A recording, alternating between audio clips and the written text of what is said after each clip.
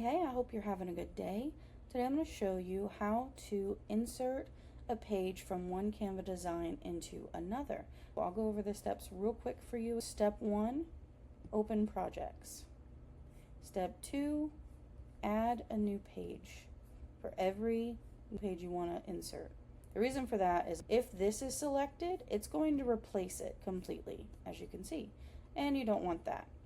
So we're going to go and click this new page.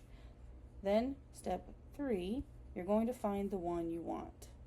I'm going to head over here and I'm going to select the one I want, which is front. And now you have one specific page into another. Real quick, let's say for some reason you have these two, but you also want to add from a completely different design. I'm going to show you. This is one of the products I've made. It's better than sliced bread. It is an awesome marketing planner. It's got 155 pages. And I want to have the little thing here, and I want to plop in a couple other pages. There you go.